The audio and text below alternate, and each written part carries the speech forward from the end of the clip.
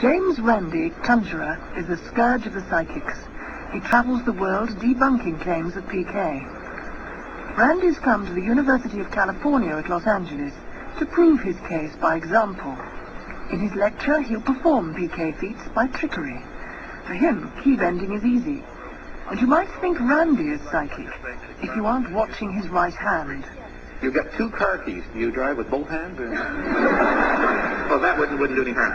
Just turn a wee bit to face the audience and let me see your hand, the clean one. Okay. I'm going to ask you hold on to, these 2 keys are identical. You hold on to one, close it in your hand like that. Hold it right up where everyone can see it. And I'll hold the other one like this. And I'll stroke it and I'll attempt to put some mental power on it to cause it to bend. Watch this carefully now. I can feel the force leaving my body, but the key doesn't seem to be bending. Maybe that way would work. Oh, I'm afraid my attraction to you has caused a very strange thing to... oh, there's a little bit of it. Oh, it's going a little bit, but not enough. Maybe the power has transferred. Would you open up your hand for me, please? A miracle. Ladies and gentlemen, will you look at that? Well, you held it in your that is the urigeller key trick in one version of about 40 different versions. But Randi... Some psychics go so far as to offer help to the police. In order to see how useful this is, we prepared an experiment using this collection of instruments which might have been used to commit crimes, and then again, they might not. Is it possible for a psychic to read the history of an instrument just by touching? My final guest claims to be able to do this. Please welcome Nella Jones.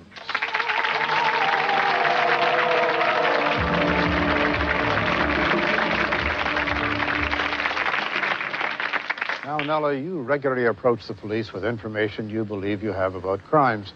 The test you and I have agreed upon involves a number of objects which you've never seen before. We're going to see what information you can get from them. Are these visual images, or do you get sort of an emotional impression, or what is it? It's sometimes visual, sometimes it's as if it's an inner knowledge. But one thing that bothers me now, yes. Suppose you were to handle an item like this, couldn't you perhaps pick up vibrations from the person who sharpened the item, or who perhaps manufactured it, or the person who sold it, and perhaps give wrong information to the police that way? The police don't often give me tools like this to handle, James. They come along and say, well, we've reached a dead end. Can you throw any light on it whatsoever? And I never say, yes, I'll come and solve the case. I say, I'll do my best. We have here 6 different instruments or items or whatever, they all sealed up in plastic bags. Please unwrap them while I explain to the audience what they are. Any or all of these could have been connected with a serious crime involving a loss of life. The history of each object is known.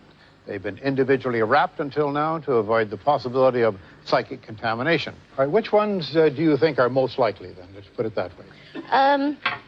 Well, these 3, I felt, that's just a little thing. That's just I think. Could have been quite innocent, but getting into a lock of some sort. These 2, as I say, I felt glass with that one, as if it could have been used to... I feel glass. I just don't know. As I feel it, I'm just picking up glass. Not doing bad, are we? This one, God knows why. I'm picking up a heavy tyre, a heavy vehicle tyre. So I don't know what that's being used for. Sorry, my darling, best I can do. Let's look at your results. I know you make no claims for accuracy, but it's still interesting that you examined 6 objects, you got no information from 3 of them, and you got incorrect information from the remaining 3. I wonder what the police would make of that. James, you're trying to explain all that I do by logic. Oh, no. What I do is illogical. It's been a most intriguing demonstration, and we'd like to thank you very much, Nella, for taking part. As Nella says, psychics often offer information to help the police with their investigations, and the police acknowledge this, although they say they never approach psychics themselves, and there are no official police psychics. Last August, New Scotland Yard set up a special review to investigate the use of information received from psychics. The police told us there is no recorded instance of psychics solving a criminal case or providing evidence or information which led directly to its solution. Now, the eternal question, is there life after death? Tonight, we'll be meeting people who say they can look back into the past, reach into the future, and move between life and death. First, is this a picture of a dear departed soul? We begin our quest with a lady who sketches what she believes to be portraits of spirit people, and these are examples of her work. Please welcome my first guest, Coral Polge.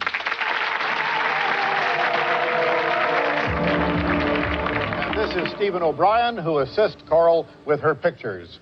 And could you tell us now what person in the audience might be able to identify with the spirit picture that you're going to produce? No, we don't understand quite how this works, but we have to make the link with the spirit and then hope that it will make sense to somebody in the audience. I see.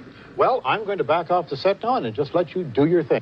I will try to draw someone from the world of spirit. Stephen will tune in to the same spirit, and if what we're getting makes sense to one of you, will you please answer? Put your hand up.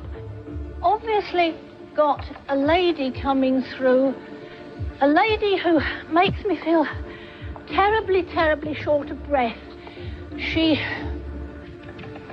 would have suffered either with heart trouble or possibly even have passed with a chest condition. But she's showing me herself a little younger than she went to spirit. She's got lovely thick hair, which I feel in the latter part of her life was much, much thinner. Have you got any contact with her, Stephen? I don't know if this means anything to anybody. I have heard the name of Butler given to me, B-U-T-L-E-R, but I'm not sure yet, unless I'm told whether this is her or the person we want. I wonder if there's anybody in our audience that either holds the surname of Butler or knows that name well, please. Do we have anybody there? Do we get a voice? Are you Butler? I am, yes. That is your name? Yeah. Who is William Butler that's calling in from the other side of life? Someone that was known as William, passed over quite a while back, I've got to say. I don't know if you've heard of that name, have you? William Butler? Sorry. Don't make it fit, whatever you do. Hello, sir, there. Is this making sense to you of a lady that passed in the way I described, possible heart condition, angina? I feel she went silently, quietly in her sleep after quite a bit of illness, and she brings back memories here of the war years and the bombing. I know a man called William Butler. Good. Whose wife passed away with angina. Yes. But I've got to say that picture doesn't look like The picture doesn't fit with her. That's fine. Sometimes we work like that. We may have two links here. We might have, yes. We'll do what we can to sort that out. Everything that Stephen has said, it rings true, but unfortunately the face doesn't. I see. I cannot place the face. Right. No. As long as the details are right, we may be able to piece it together if we can. We're working under very difficult circumstances here. We're trying our best. Can you? Let's see. Come on, sort yourselves out. We'll try and place the face. What we normally do is try to link through and get the name of the communicator, but we can't demand that. But if you take this back to that connection, you will find you said a photograph, Coral, of this lady, and it's something to do with the bombing. So I would like to say to you, the audience, and the television station to follow you back and have a look and see if you can place her. At least try that. Certainly will, yeah. Would you do that? Will do, Thank you yeah. very much Thank indeed. you. Thank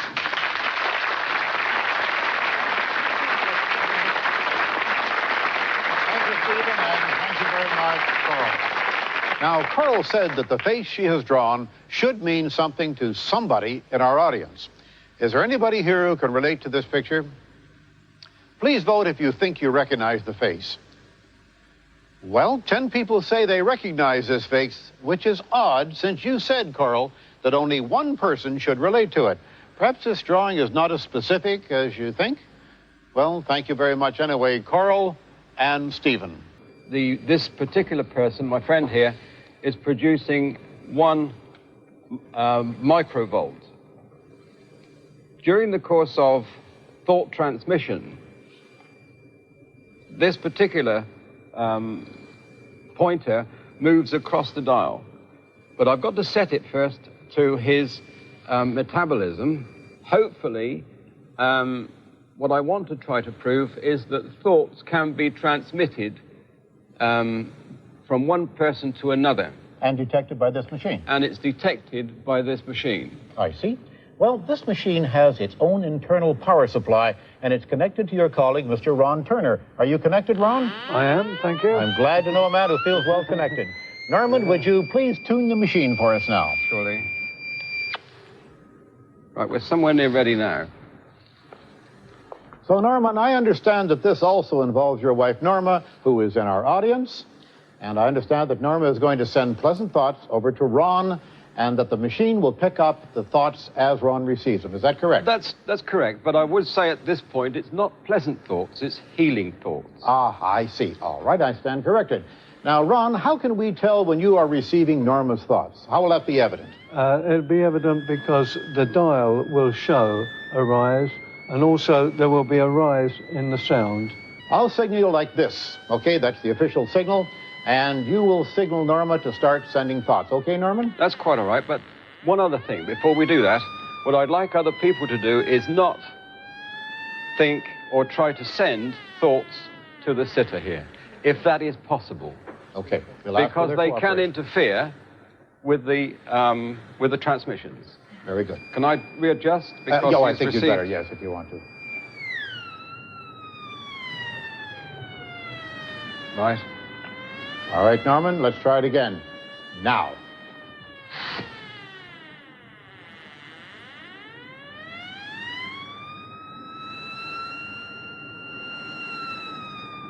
Stop. Very good. Of course, it's possible that this happens through visual interaction between Ron and Norma, and in order to avoid such an accusation, we're going to seat Ron facing in the opposite direction. Ron, would you swivel around, please?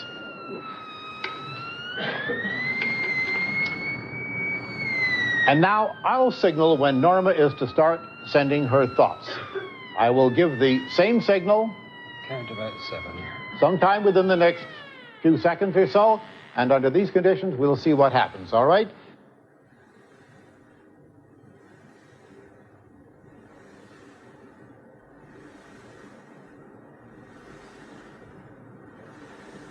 All right, stop. Now let's give it a second try, if you will. You tuned properly there, Norman? It's... okay. Okay, sometime in the next few seconds or so, I will give the signal by holding my thumb up.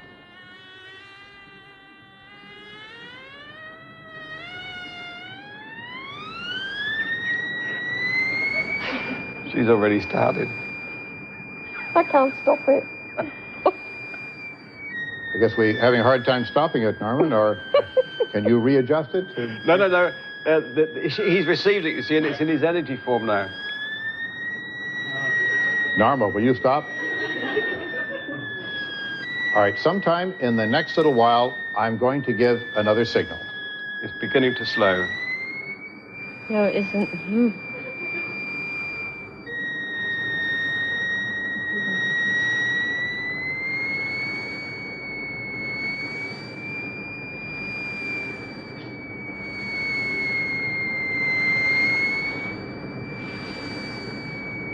Okay, Norma, would you stop the signal, please? Well, under these conditions, there doesn't seem to be a correlation that I can see. Perhaps Norma failed once and perhaps succeeded once, but I think it's very hard to tell. Sending thoughts with the box reacting, maybe it's been shown and maybe it hasn't. I can't make up my mind. Perhaps Ron was reacting to a visual signal rather than thought messages in the first part of the demonstration. Nevertheless, the box is very interesting. Norman, would you allow electrical engineer to take a look inside that box? Most certainly not. Well, that's a I pity. would rather get it patented first. Well, that's a pity. I'm sure our audience would like to know what's going on in there. However, I would like to thank all three of you, Norma, Ron Turner, Norman Knight, for giving us this demonstration tonight.